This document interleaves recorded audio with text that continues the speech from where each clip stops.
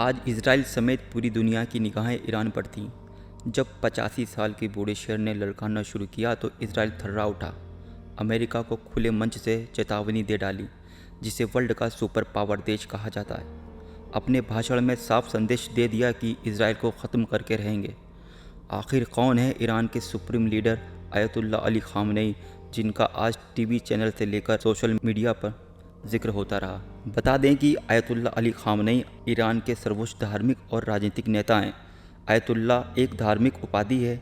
85 साल के खामनेई को 1989 में ईरान के संस्थापक आयतुल्ला खुमैनी की मौत के बाद सुप्रीम लीडर चुना गया था और तब से उनका हर फैसला ईरान में अंतिम माना जाता है। उनका जन्म 1939 में ईरान के उत्तर पूर्वी शहर मशहद में हुआ था।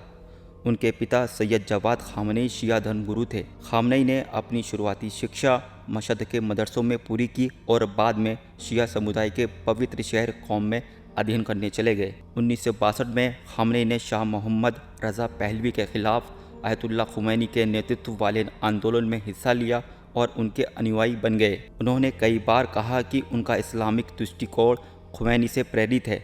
शाह के खिलाफ संघर्ष के दौरान खामनेई कई बार जेल गए। 1979 की इस्लामिक क्रांति के बाद जब अंतरिम सरकार और रिवॉल्यूशनरी काउंसिल का गठन हुआ तो खामनेई को उसमें शामिल किया गया। बाद में वो ईरान के उप रक्षा मंत्री बने और उन्होंने IRGC यानी इस्लामिक रिवॉल्यूशनरी गार्ड कॉर्प्स को संगठित करने में अहम भूमिका निभाई, जो आज ईरान की प्रमुख ताकत है। ईरान के संविधान के अनुसार सर्वोच्च नेता देश की इस्लामिक रिपब्लिक ऑफ ईरान की नीतियों का निर्धारक होता है, जिसका मतलब है कि वह देश की घरेलू और विदेशी नीतियों की दिशा तय करता है। संविधान में कहा गया है कि शिया मौलवियों की एक परिषद सर्वोच्च नेता का चुनाव करती है, जिसे मर्जाए तकलीद का पद प्राप्त होना चाहिए। यह शिया मौलवियों में सबसे ऊंचा पद माना जाता है। हालांकि जब जून 1989 में आयतुल्ला खुमैनी की मौत के बाद खामनेई को सर्वोच्च नेता चुना गया, उस समय वो मर्जाए तकलीद नहीं थे। 1981 में तेहरान की एक मस्जिद में बम विस्फोट के दौरान खामनेई गंभीर रूप से घायल हो गए, जिसके लिए एक वामपंथी विद्रोही समूह को जिम्मेदार ठहराया गया। इस हमले में उनका दाहिना हाथ लगभग लकवाग्रस्त हो गया। 2 महीने बाद इसी समूह ने ईरानी राष्ट्रपति मोहम्मद अली राजई की हत्या कर दी। इसके बाद खामनेई को उनका उत्तराधिकारी चुना गया और वह 8 सालों तक ईरान के राष्ट्रपति रहे।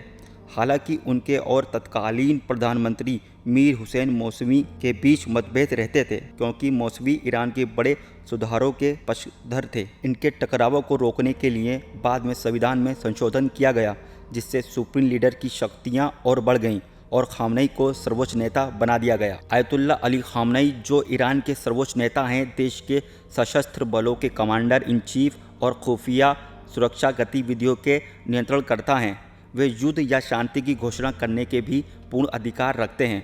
खामनेई के पास ये शक्ति है कि वो न्यायपालिका, सरकारी रेडियो और टेलीविज़न नेटवर्क और इस्लामिक रिवॉल्यूशनरी गार्ड कॉर्प्स के सर्वोच्च कमांडरों की नियुक्ति और हटाने का निर्णय कर सकते हैं। इसके अलावा वो संरक्षक परिषद के 12 सदस्यों में से 6 को नियुक्त करते हैं, जो ईरानी संसद की गतिविधियों की निगरानी करती है और ये तय करती है कि कौन से उम्मीदवार सार्वजनिक पद के लिए योग्य हैं। बता दें कि शिया समुदाय उनका नाम बड़े अदब से लेता है और उन्हें अपना रहबर मानता है। शियाओं का कहना है कि ईरान वो देश है जो मजलूमों के साथ हमेशा खड़ा रहता है और हमेशा आतंक को ख़त्म करने की बात कहता है, जो अमेरिका को रास नहीं आती। इसलिए ईरान को अपना दुश्मन मानता है और कई प्रतिबंध लगा चुका है। इसके बावजूद अली खामनेई हक़ की राह पर किसी के सामने नहीं झुके और आज पूरी दुनिया देख रही है कि जब इजराइल फ़िलिस्तीन में सुन्नी मुसलमानों का नरसंहार कर रहा है तो कोई भी मुस्लिम देश सामने आकर मदद नहीं कर रहा सिवाय ईरान के। और इस जंग में अली खामनेई ने अपने कई करीबियों को खो दिया है, जिसके बाद मुसलमानों से एकजुट रहने की अपील की है, साथ ही इजराइल को ख़त्म करने की बात कही है।